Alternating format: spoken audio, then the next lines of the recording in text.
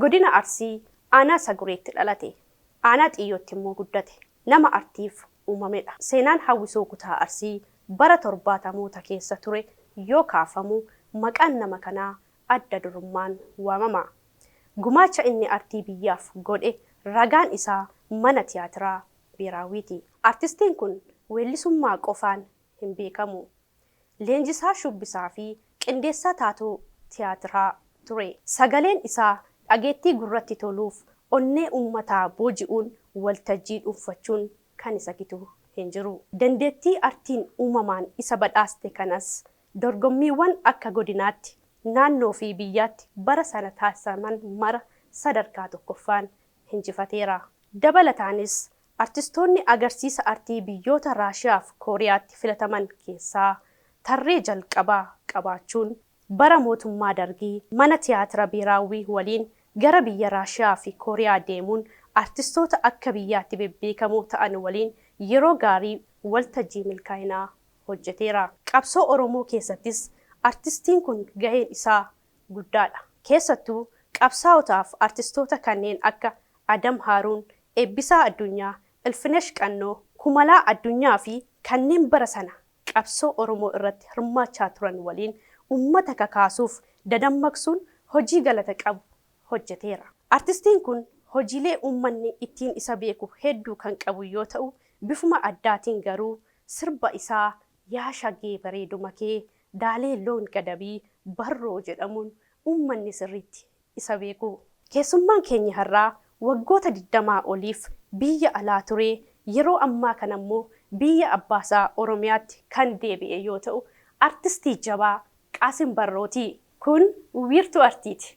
Qophii kana qopheessuudhaan isin waliin kan turu ani Boontuu Dastaati. Gama ogeessa kaameraatiin Gammachuu Ahmadiif Oliyaan Nagaash nu faana turu turtii gaarii.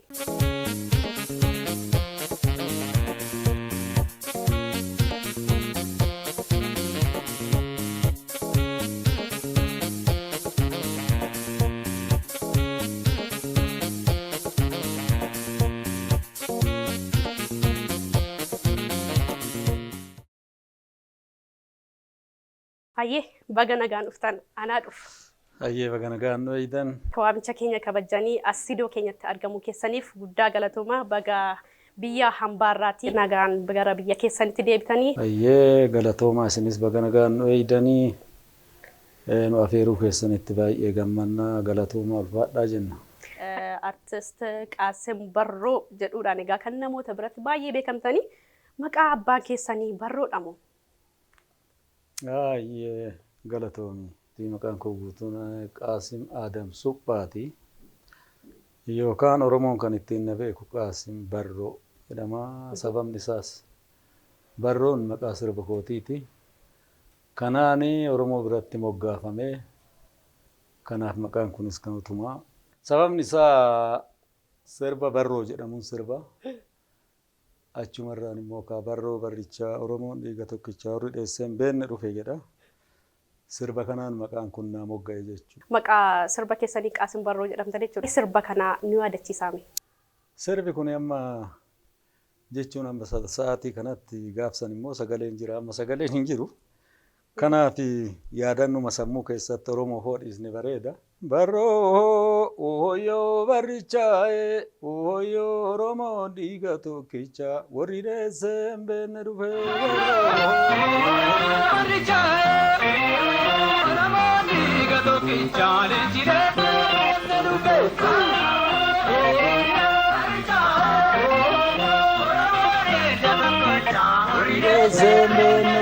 Sirbi akkasii. Kanaaf guutuu isaa immoo waltajjiitti tiree argatte tariiti hin dhageessa. Siiforri immoo sirba kana hawwii qabus waltajjii tokko irratti hin hafeerra jedheen abdii qaba. Hayyee galatooma. Qaasim ijoollummaan isaa akkam ture? Eessa dhalatee eessatti guddate? Ani dhaloonni koo godina Arsii aanaa Saguree yookaan Digaluuf Xiijoo jedhama. Achittiin dhaladhee kan guddadhe immoo aanaa Xiyyoo keessa. Aanaa Xiyyoo fi aanaa Haburaa jechuu dandeessa. Aanaa kana keessatti guddinni koo akka jirutti naanna'uma sallaattiin guddadhe jechuun ni danda'ama. Maal fakkaata haalli guddina ijoollummaa keessanii? Haalli guddina ijoollummaa kootii mana barumsaa sadarkaa tokkoffaa Araxaa Cufaa kan jedhutti baradhe. Dibbee Dannabaa kan jedhutti immoo kutaa 2-5 achitti xumure. Sadarkaa lammaffaa immoo Asallaan deemee Asallaa Cilaaloo Iskuul kan jedhamutti achitti baradhe kutaa 11. Kanuma keessan dhufe ka guddinni koo kana fakkaata. Bara meeqa sirba jalqabdan ni yaadattu? Sirba akka aartiitti kan jalqabe 1976 akka lakkoofsa Itoophiyaatti. Achi dura immoo hawwisoo gandaa keessatti 74-75. Kan biraa immoo akka sagalee uumamaatiif akka sirbaatti immoo dhaladhee beeknaan kanuma sirbuun of arganii sirba. Albeema muuziqaa meeqa qabdu? Albeema muuziqaa kan baase tokko dhuunfatti sirba 12 albeema qabu Sadaalee Loongadabii jedhu. Itti aansee Barroo Barrichaa kan jedhu kana baandii gadaa wajji. Nama 4 wajjiin immoo Sittiina Abbaa Duulaa gurbaa tokkos Muhammadeen nuti irraan fadhee hirphaa taanii nama 4inis kaasee tokko baasneerra. Kanuma sadiin albeemni koo arfaffaa Keeniyaatti baase nama lamaan Haashim Aliyyi wajjin kan baafne jechuudha. Akka albeemaatti kanuman qaba.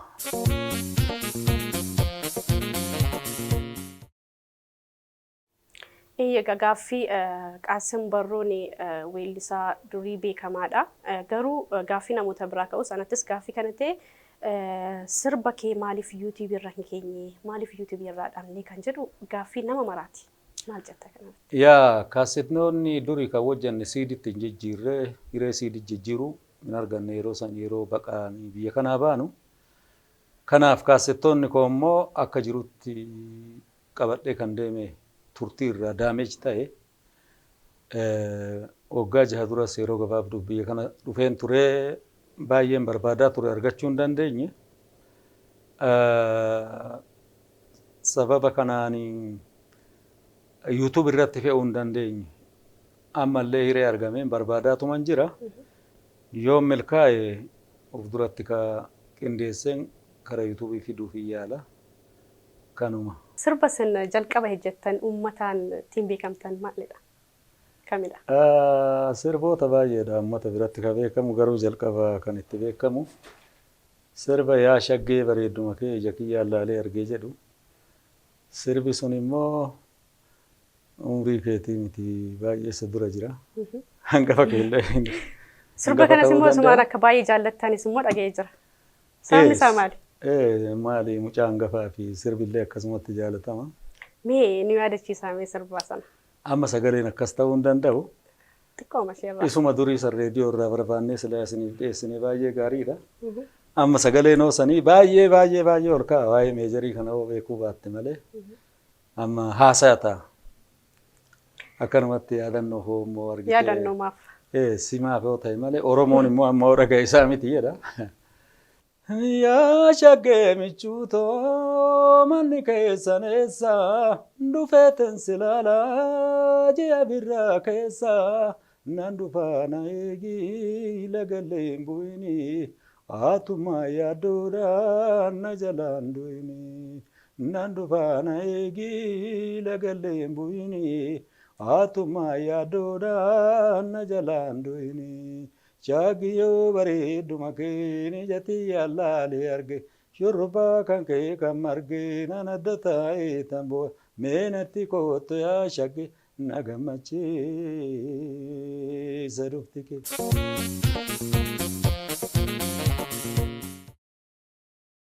Haye kabajamtoota hordoftoota Oromiyaa Global Media Corporation egaa sagantaan wiirtuu har'a nuti qabannee jirru weellisaa jabaa akkasumas immoo qabsaa'aa artist Qaasim Barroo faana kan nuti turtii taasisaa jirru ammallee sagantaan keenya itti fufaa turtiin keessan faana ta'u. Maarri egaa waa'ee keessan kaasuun egaa bal'aadha haasaameen umu waa'ee mana tiyaatiraa biiraawwii tiyaatiraatti dorgomtanii akkasiin injifattanidha. Isti waa'ee sana nuuf kaasaame. Yaa biiraawi tiyaatirii osoo hin deemin dura hawwisoo waan dhiyoo irraa 1977 gara Hawwisoo kutaa Arsiitti dabree isa keessa otoo jiru 1980 qophii tokkotu ture Kooriyaa Kaabaa Pyongyang. Qophii saniif godina irraa ijoollee tokko nama lama fudhatan ture. Akka Itoophiyaa waajjira ministeera aadaa fi wantaatti gaafsan dorgommii kanaan immoo Hawwisoo kutaa Arsii keessaa inni tokkoffaa dabre. Achi booda immoo mana tiyaatiraa irraa isoorri sochii achirraa fudhatamu warri sagalee godina 14 irraa dhufu. Akkasittiin shaakala baatii lama akkas eega shaakalli booda gara Kooriyaa Kaabaatti imalle. Achumaan immoo yoo deemnu Raashiyaa keessoo xiqqaatee gara 7 akkas turre. Achirraa gara Kooriyaa Kaabaatti deemne jechuudha. Kooriyaa Kaabaa immoo almost baatii 2-3 turre. Dorgommii idil addunyaa dargaggootaaf barattoota waltajjii akkasiitu ture. Waltajjii kanarratti kan deemne kenna immoo baandii Adee Ababaa baandii jedhuun yoo sani akkasittiin deemne tujii sanii xumurreeti gara Seektembarii irra kan deebinee dhufne.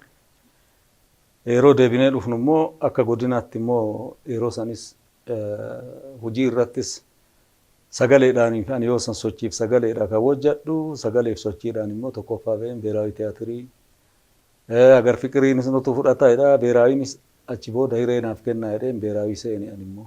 Yeroo bakka sanatti injifattan maaltu isinitti dhagahame? Haala achi ture sana nuuf kaasaa.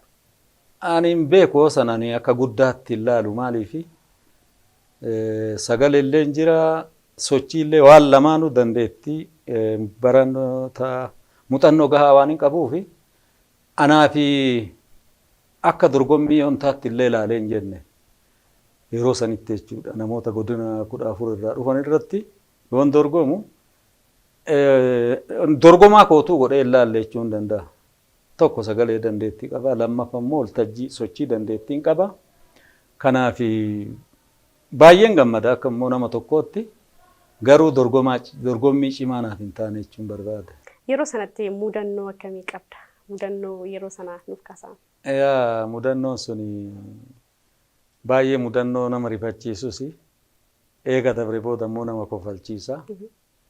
Xayyaarri Raashiyaa irraa yookaan gara galgalaatti osoo deemnu galaana gubbaa gahuu keenyan beeka. Achi booda xayyaarri koompaasii irraa gore. Yeroo kana amma rakkinni uumamnaan immoo won'iin ka'ee maali xayyaarri koompaasii maali irraa gore daandii irraa goruu xayyaaraa maalitti beekna nu yeroo san konkolaataa qofa daandii irraa gora seena malee xayyaarri daandii irraa gore amma fiiganii dhufanii kun wayyoo ayyooti odoo sibiraa bahuu baadheedha. Mucaan immoo biyya Walaayittaa kana dhufe tokko na duuba ta'a. Ani immoo isatu garaana nyaate. Rifaatuu kana keessatti immoo kolfis na qabaa saalaaduu inni na'e.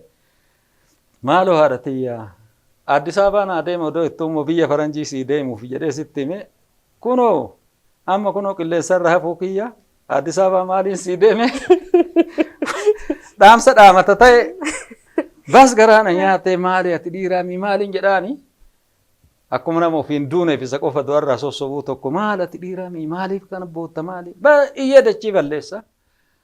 Namni hundi baay'een isaan gaggabanii dubartoonni dhugatti baay'ee hammeenna guddaatu dhaqqabe. Achi booda deemneeti biyya Habaraskii jedhamu tokko biyya Daseetii keessaa tokko achitti buune.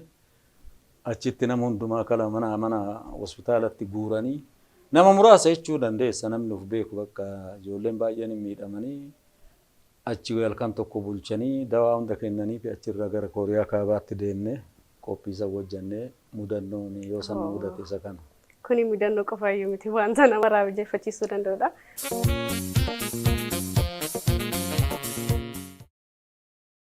Sirba aadaa Oromoo Arsii yeroo jalqabaaf Beeraawwiitti situu taphatee jedhama. Kun hangam dhugaadha?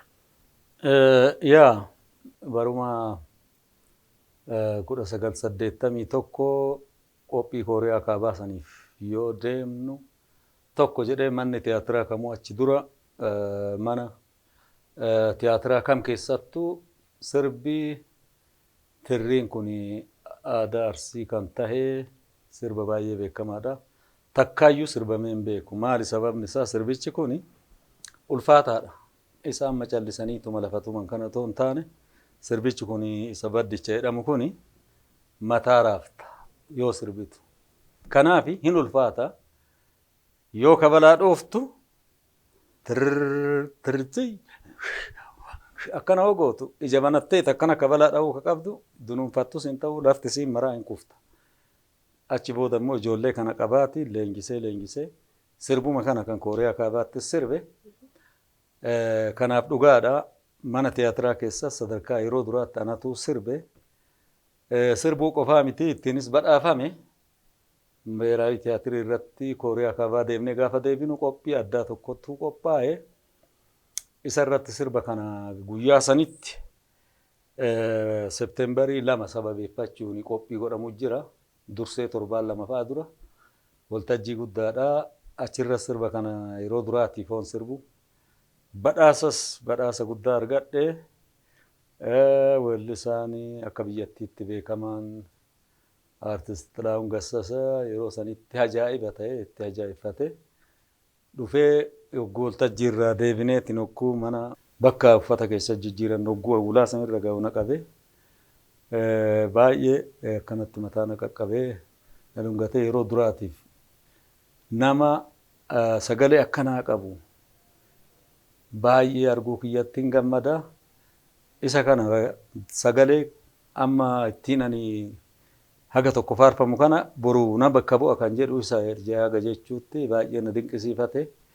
Akkasittiin tirrii yeroo jalqabaaf Beeraawi tiyaatiriitti anatu sirbe. Nama sin baay'ee itti siqtan gaaffii kana akka gaafatamu naaf kaasee ture. Waa'ee barsiisaa keessanii haayiskuulii yeroo turtanitti Alamaayyoo Gaarumsaa nama jedhamu eenyudha? Haala akkamiidha kan isin beektan? Alamaayyoo Gaarumaa barsiisaa kootii miti. Hiriyoota kooti warri inni barsiisu. Ani yeroo sanitti Cilaaloo haayiskuulittiin baradha. Namni yeroo duraatiif gara sadarkaa sirbaatti yadaloo folaloo hojjechuun akka seenu nama na godhe keessaayyuu nama tokko baay'ee barreessa. Isa wajjiniin kaasetta tokko guutuu horii isaa baasee walaloo ofiif barreesse. Ani immoo yadaloo hojjedhee yeroo sanitti waa'ee maqabsootu namni irraa baradhe yeroo jiraatu sadarkaa duraatti isa waa'ee qabsoo Oromoo kana waa'ee siyaasa adda bilisummaa Oromoo geggeessu kana jechuudha. Otoo dargiin hin kufin baatii 3 durseetiin silaa qabamuuf ture kan bade. Yeroo sanitti baay'ee kan dinqisiifadhu namni sun walaloo baay'ee barreessa. Walaloo afaan Oromoo qofaami afaan Amaariffaas baay'ee barreessa. Kanaan wal beeknu Alamaayyoo Gaarumaa nama baay'ee dinqisiifatamu. Eegammoo dargiin kufe boodallee waliin turre yeroo muraasa haga gaafa 1992 dhaabni chaartara keessaa ba'utti jechuudha.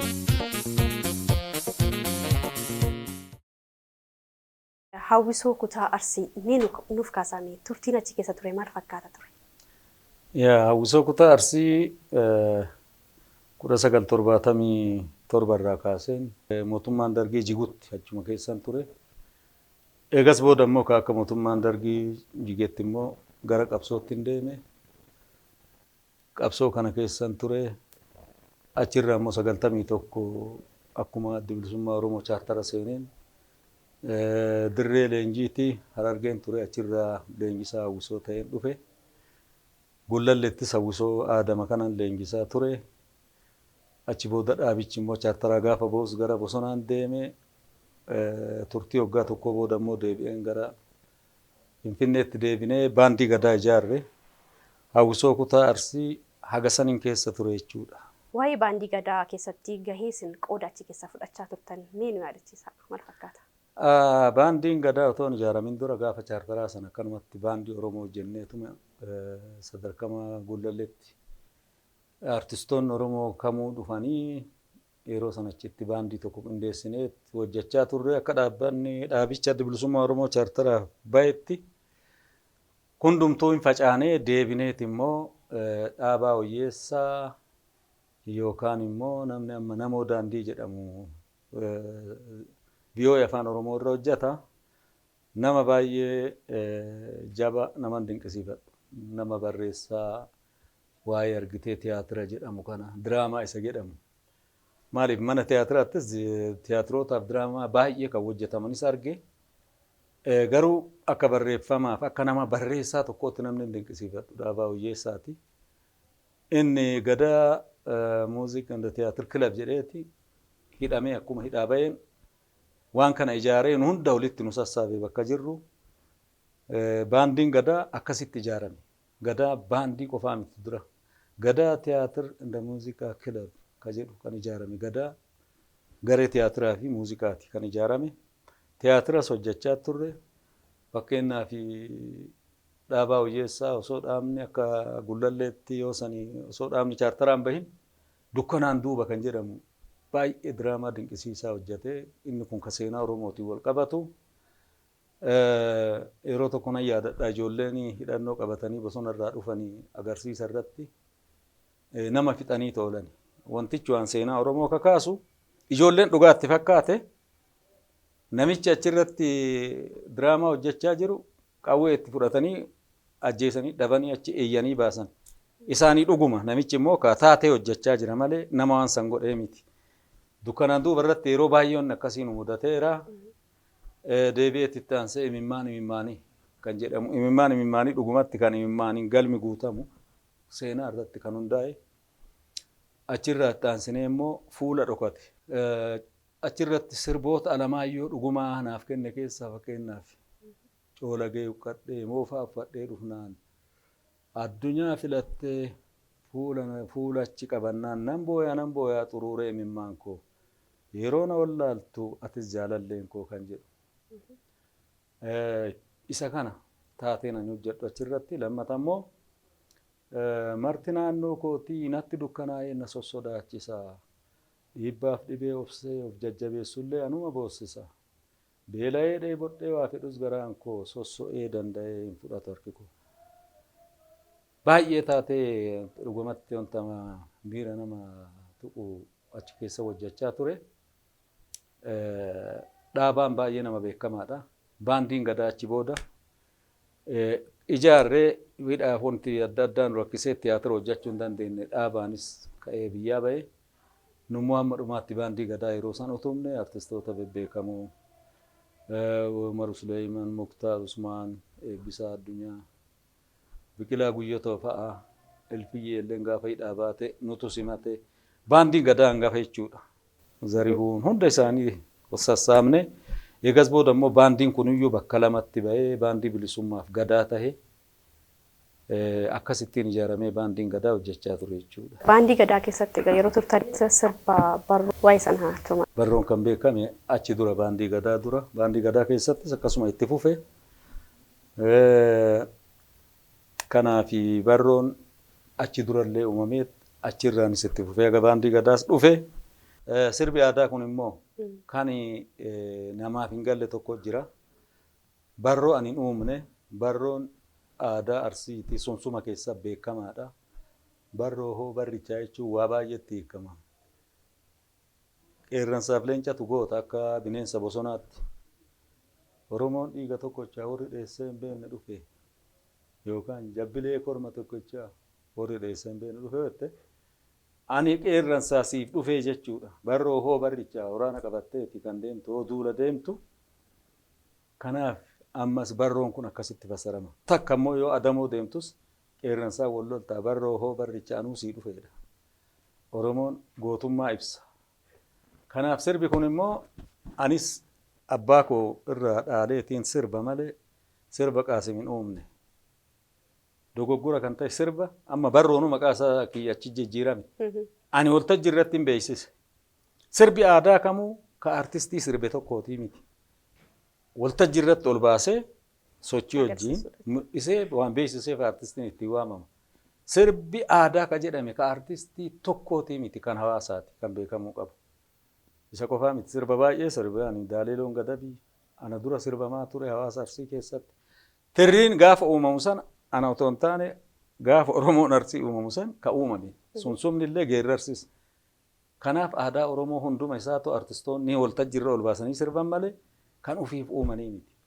sirbi an uume yoon jedhe sirba ofiif walaloo yaadaloo uume sirbi yoo isa ta'e qofa malee sirbi aadaa kamuu kanama sirbisaniitii miti isatu sirbee ittiin beekamee beeksisa malee isa dura jira jechuudha.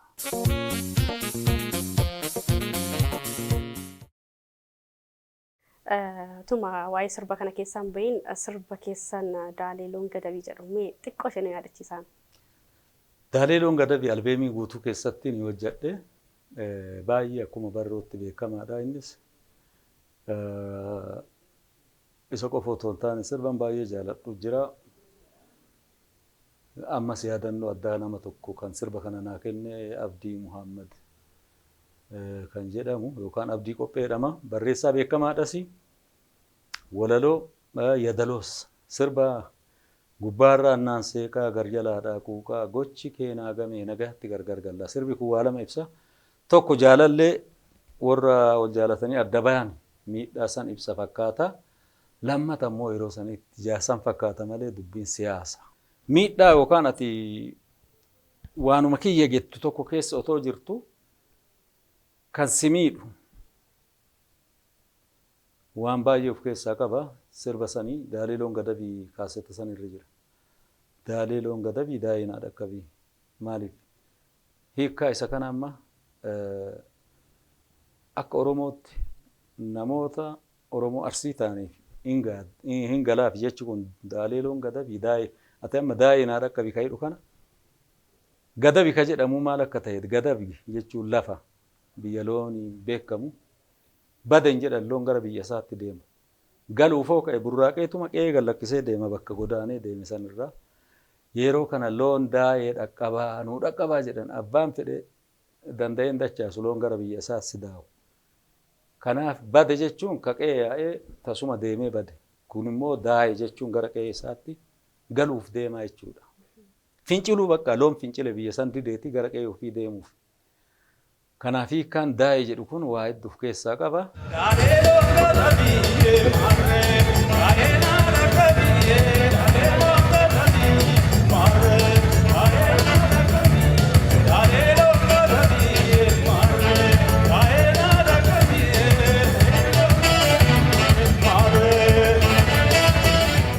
Bareedaadha. Kana booda immoo gara biyya Keeniyaa dhagaa kan isin deemtanii jireenyi baqattummaan dabarsitan kun maal fakkaata? Rakkinni achi ture yoo mee nu kaasaa? Baandii Gadaas, baandii Bilisummaas, waldaa Maccaaf Tuulamaas rakkina hamaatu nu mudate yeroo hunda eega Eebbisaa fa'a ajjeesanii deebi'anii Tusmaayyoo fi Suutee Bareentuu fa'as namoonni hedduun hidhaatti guuramanii sadarkaa socho'uu dadhabuu hidhaa adda addaa yeroo adda addaatitti waan sodaachisaan addaa nurratti godhamaa turee fi baandii Gadaas akka jiru hojjechuu hin dandeenye gara biyya baqaatti deemame hundu biyya baqaa keessatti immoo biyya ormaati rakkoon adda addaa jira achittis garuu hin teenne baandii eenyummaa kan jedhamu aartisti Kumalaa Addunyaa Hangaatuu Baalchaa namoota osoo hojjechuu turre warri biraa immoo nu biraa hiree argataniiti yeroo sanitti nu biraa deemanii eegas booda baandii san hundeessine baay'ee hojjechaa turre akka biyya baqaatittis baandiin eenyummaa sadarkaa UN'ttis dorgommii biyyoota Afrikaa iddoo jigoone yeroo 3-4 ol injifanneerra achuma irratti kaasettii immoo nama lamaa hojjedhes biyya baqaa sanitti kan hojjedhe. Jireenyi biyya baqaa silaa'uu filannaa hin qabu ulfaataadha. Garuu immoo achistis hin teenye waan seenaa qabu tokko hojjenne baandii seenaa qabus ijaarre hojii seenaa qabus saba kanaaf hojjenne biyya san haga jirrutti jechuudha.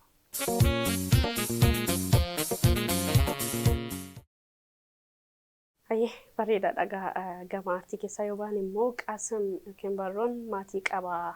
Waa'ee maatii kennuuf kaasne. Yaa gaafan biyya baqaa deemu baqaanin deemee maatii kiyya ijoollee lakkuu 2 isaan dura immoo mucaan hangafaa kan jiru nagalaa dhukkubsata ture yeroo san dirqama taanaan hin biraa deemee otoon biyya baqaa jiru immoo nagalaa kara fuula rabbii deeme ijoollee lakkuu waggaa sadiitiin dhiisee biraa baqadhe yoo san isaanis immoo fuutee haati warraa kiyya waggaan 6 gaafa dhumuuf baatiin tokkaafu isaan fuutee akkanatti dhuftu godhe. Eegas booda biyya baqaatti isaan dhufanii isaan fudheen biyya Kanaadaatti imale. Amma biyya Kanaadaatti jireenya gadi dhaabbanneetiin akka maatiitti biyya Kanaadaa jiraachaa jiru. Anillee immoo achumatti isaan dhiisee biraa dhufe jechuudha.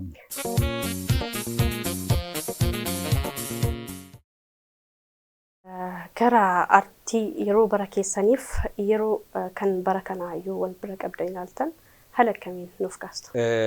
Maali haala yeroo wajjin jechuun amma yeroo nuti turretti hedduu itti yaadama waa'een artii kun. Namni tokko sirbee waltajjii irratti bahee kaasettii baasuu fi yookaan amma albeemii yookaan argitee kiliippii hojjechuu miti. Waltajjii irra baatee sirbuuf gahumsi kee gandarraa qormaattee dhuftee aanatti hawwisoo kana tartee godina bira tartee sadarkaa mana tiyaatiraa dhaquun baay'ee dandeettii guddaa gaafata. Dandeettii cimaas gaafata, hojjechuus gaafata. Amma immoo yeroo sooshaal miidiyaati. Amma immoo akka artiitti artiin dhugaadha. Baay'ee gaariidha tattaaffiin. Tattaaffii kana immoo cimsinee akka duudhaa isaa ispeeshaalii waa'ee sirba aadaa irratti warri baay'ee itti cichanii artistoonni gammaatti aadaa kana dhama'anii rakkina kana keessatti hojjetan baay'ee galata guddaa qabu. Kana immoo dhugumatti ammallee akka argitee duudhaa isaa gad hin dhiifne aadaan moderni ta'uu hin danda'u. Yeroo kamuu aadaan aadaadha. Oromoon Oromoodhaan jijjiiramu. Aadaa jechuullee sirni gadaallee hin jijjiiramu. Wanti itti edaanee modifaayi goonu hin jiru argitee. Wanti jijjiirraa tokko aadaallee wanti nu itti edaanu uffatarraa ka'ee sochii irraa akka feene goona jechuu hin danda'amu. An amma sirba naannoo Oromoo amma yookaan Maccaa yookaan Tuulamaa yookaan amma Booranaa hin sirba hin jedhe. Sirriitti of eeggannaan sirba san hiikkaa isaa wajjin jecha hunda shaakalee osoo takka hin jallifne sochii tokkollee otoo ittiin edaan akka uummanni sun sirbittu sirbuu qaba. Yoo kanan goone mirga qabaa an Oromoodha sirba Oromoo sirba jedhee waan tokko yoo jallise yakka kun. Kennaaf garaagarummaan amma jiru yoo san baay'ee hunduma isaa wal gargaarsaan haga dandeenyetti muuxannoo hawaasicha irraa yoo walaloof sirba abbaan fedhanaa kennan sirbu'an beeku malee sirba hawaasa sanii akka itti hawaasni sun sirbu. Kana manaa kennuutii miti sirbichi ka hawaasaati yoo sirba aadaa ta'e. Kan immoo ofii barreesse yoo ta'e sirba jaalalaa ta'e sirba fedhanaa kennu rakkoo ittiin qabu. Maaliif? Isuman naa kenne an callisee naaf taataanaan yoo itti gammade sirbuu hin danda'a. Gaafataman qabu ka garuu ka aadaa taanaan big responsibility. Kanaaf of qusannaa yoo jiraate bareedaadha. Garaagarummaan nu gidduu yeroo jiraate hubannoo akkasiisanii malee akka sirbaatitti jabaatanii waan wajjannu hunda cimsinee duudhaa isaa eegnee safuu eegnee jechuun hundi safuu qaba. Duudhaa Oromoo eegneeti aadaa jechuun akkasiisa kana tursiisuuf akkasitti hojjechaa turre nu garaagarummaan keenya aga kana hoo jiraate.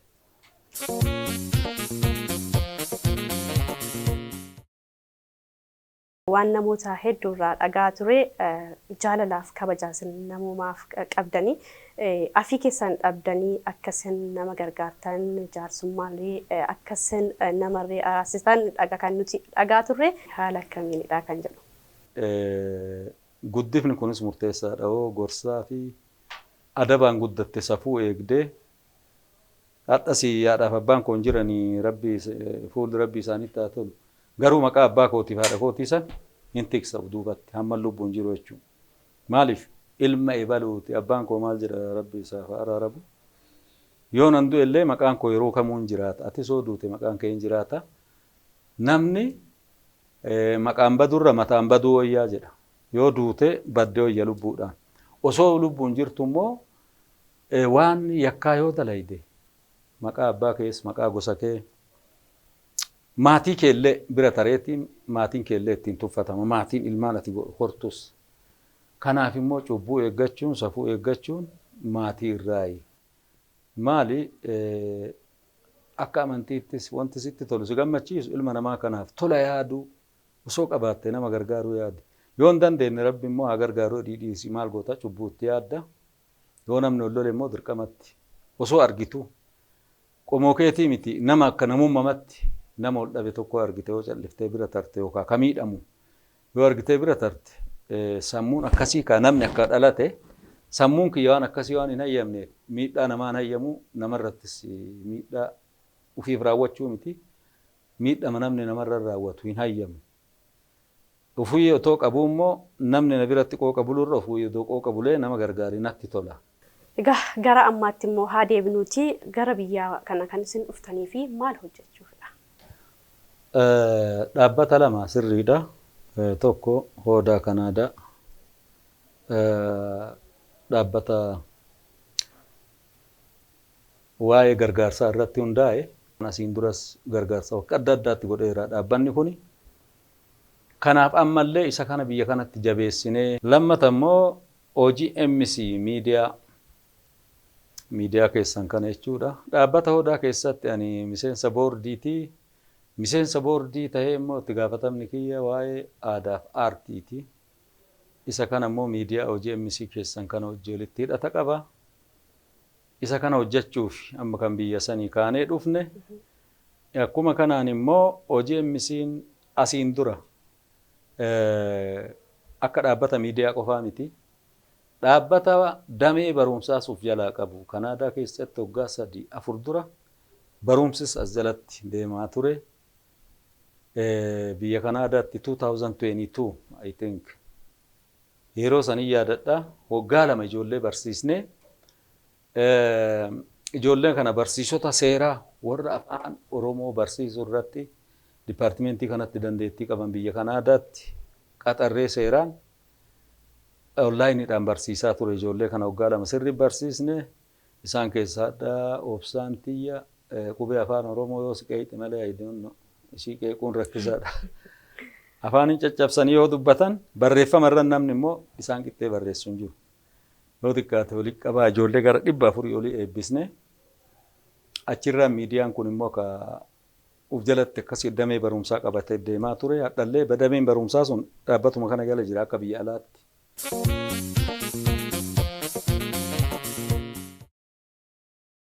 Hayyee hedduu galatoomaa ulfaadhaa isiniin jedha. Egaa turtii isin faana taasisettis egaa hedduu gammadee tan jira. Egaa anis carraa argadhee isin faana akkasitti taa'ee haasa'uu kootti hedduudha egaa kana ni gammadu. Maaliif isin bu'aa ba'ii hedduu yerootti bara sanatti afaan kun dubbatamuuf hin malleettidha egaa. Har'a nutirree hiree keessan arganneeti karaa isin baastaniidha bakka kana teenyee nuti haasa'uun keenyiyyuu kanaaf guddaa galatoomaan isiniif jedha irra deebiidhaan. Gama kiyyaan gaaffii ani qabadhe egaa asuma irratti xumureetan jira garuu akka dhaabbata OGMC'tti pirooduuseroonni keenyi wanta sirna gabaabduu tokko wanta qopheessan qabu gamanumaan isaan daawwannee kan walitti deebinu ta'a.